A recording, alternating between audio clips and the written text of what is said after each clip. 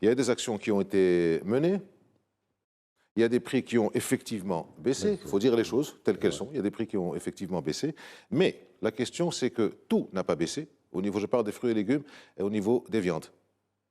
Et première question. Et deuxième question, essayez de vous la rappeler, celle-là aussi. Quelles sont les mesures que vous allez prendre pour que ça ne se reproduise pas? Alors, parce qu'il ne s'agit pas de sortir de Ramadan et de finir après Ramadan. Après Ramadan, il y a d'autres mois. Alors, encore une fois, on est un peu amnésique quand même. On veut des fruits et légumes au même prix, en toute saison et à tout moment.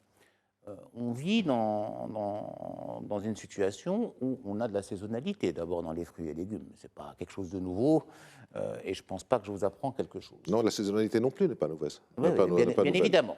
Alors, maintenant, cette saisonnalité conditionne en général l'offre. Et donc, on a en général une production de légumes un peu moins importante dans les saisons froides qu'au printemps et en été. Ça, c'est de tout temps et les Marocains le savent bien. Et après, on a des pics de demande. Deux pics de demande bien connus, c'est l'été et Ramadan.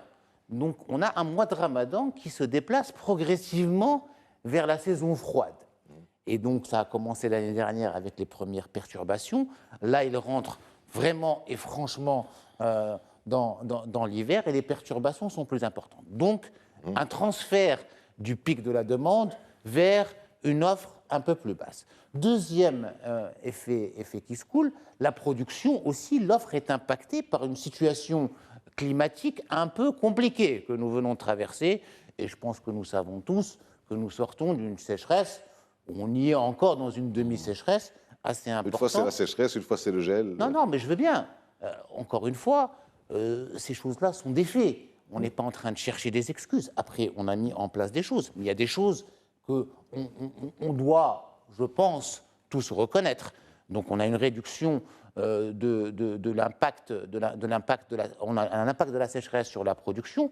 Troisième effet qui se coule, et ce n'est pas l'effet de l'inflation, c'est qu'aujourd'hui, un des facteurs de développement de la production, c'est l'utilisation, notamment des légumes et des tomates particulièrement, c'est l'utilisation d'engrais azotés, je précise, et pas phosphatés, qui renforcent la production et qui ont été multipliés par 4.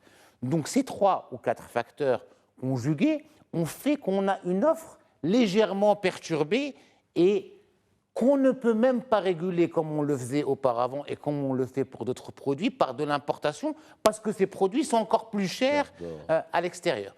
Donc face à ça, ce qu'on est en train de vivre, on a aujourd'hui d'abord une offre complète, permanente, on a une fluctuation des prix qui est due à ce cumul de ces facteurs.